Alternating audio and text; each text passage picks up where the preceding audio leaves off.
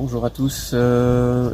Aujourd'hui, je me suis déplacé en conseil à domicile chez des clients, donc Pierre-Yves et Sandrine, pas très loin de Quimper et Pont-l'Abbé. L'objectif, moi, ils m'ont fait venir, c'est pour les conseiller sur l'aménagement de leur jardin, de leur futur jardin, parce qu'aujourd'hui, ils sont en projet de construction et d'autoconstruction de leur maison, le plus autonome possible et écologique. Donc là, ils ont commencé, on voit derrière moi un peu les fouilles avec la pelleteuse. Et donc moi ils m'ont fait venir en fait par rapport à cette maison, comment agencer ensuite l'extérieur, donc tout le jardin, en vue d'être le plus autonome possible aussi, mais en fruits, légumes, plantes aromatiques et plantes médicinales. Et donc voilà, moi je me suis déplacé ici et en fait moi j'ai eu besoin pour le design du lieu en amont. C'est pour ça que je viens, la maison n'est pas du tout construite.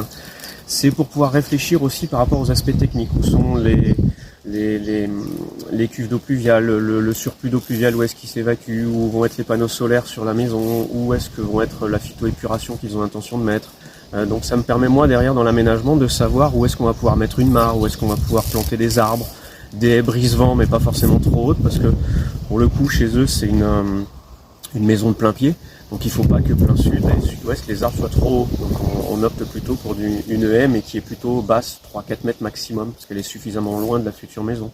Donc voilà, moi ils m'ont fait venir relativement tôt dans leur projet de construction, de façon à ce que je puisse les guider, les accompagner aussi dans un échéancier de réalisation.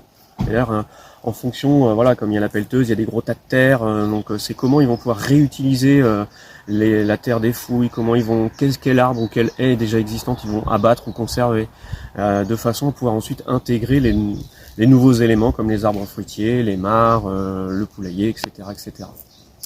Donc voilà, je me déplace à domicile pour un certain nombre d'heures pour conseiller sur l'aménagement, que la maison soit déjà construite, et là pour le coup la maison n'était pas encore construite. Vous m'avez fait venir pour vous accompagner vraiment sur le conseil, l'aménagement de votre lieu. Moi j'aurais une première question, c'est pourquoi vous m'avez fait venir? On te fait revenir, parce qu'on t'a déjà fait venir une première fois sur notre projet qu'on avait près de chez vous, là-bas à Plougna, dans les Côtes d'Armor. Ça nous avait très inspiré à ton approche, l'approche permacole qui a complètement chamboulé tout ce que j'ai pu apprendre à l'école pendant 6 années d'études agricoles et qui a vraiment fait sens. Et puis du coup pour ce projet-là on a voulu le faire retravailler avec toi et puis plutôt par contre sur le projet, et ça c'était vraiment très bénéfique. Au-delà de l'implantation du jardin, du potager, tout ça, on a pu ordonnancer comment ça allait se passer. Et du coup, on va pouvoir déjà commencer l'implantation de toutes les plantes, en même temps que la maison. Et ça fait du bien de voir les choses comme ça avancer. Ouais, c'est cet aspect où en fait vous attendez pas que la maison soit terminée avant de penser au jardin. Du coup... Là, ça permet d'y penser dès la construction de la maison et de pouvoir commencer à ordonnancer tout ça, comme tu dis. Le jardin est un lieu à part entière, il fait partie du projet global. Voilà. Et moi, ce que j'apprécie dans ton approche, du coup, c'est l'approche très naturelle, la connaissance des lieux, l'analyse de la terre. On est vraiment sur quelque chose de très global et très naturel. Et donc, qu'est-ce que vous a apporté ce conseil? Maintenant qu'on l'a fait et qu'on a réalisé un croquis, que j'ai réalisé ce croquis d'aménagement de ce que peut devenir le jardin au niveau des extérieurs, qu'est-ce que ça vous a apporté à vous? Alors qu'est-ce que ça nous a apporté? Moi je dirais, comme tu l'as dit tout à l'heure, un ordonnancement des étapes, une projection qui est importante aussi. On l'a déjà dit, mais moi j'ai bien aimé aussi cet aspect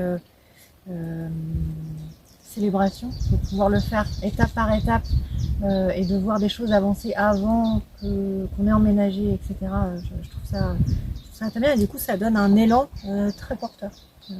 Ouais.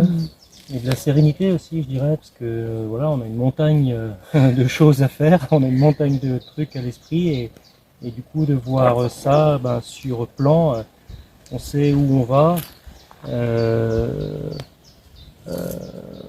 on sait où on va, on sait comment ça va se passer, parce qu'on a dit comment on allait aménager tout ça sur les 2, 3, 4 prochaines années à venir.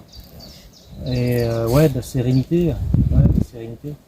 Et je pense qu'on en a besoin. Puis le lieu aussi en a besoin, parce que on s'est équipé d'une pelle, d'une pelleteuse, on s'en a bien servi, on a bien chamboulé les lieux, et je pense que le lieu a besoin aussi de sérénité, quoi, de savoir que ça va bien se passer pour lui. Ouais. On a besoin de reposer un peu les choses. Ouais. Génial. Merci à vous. Merci à toi. Très bonne continuation pour ce chantier alors. Merci beaucoup.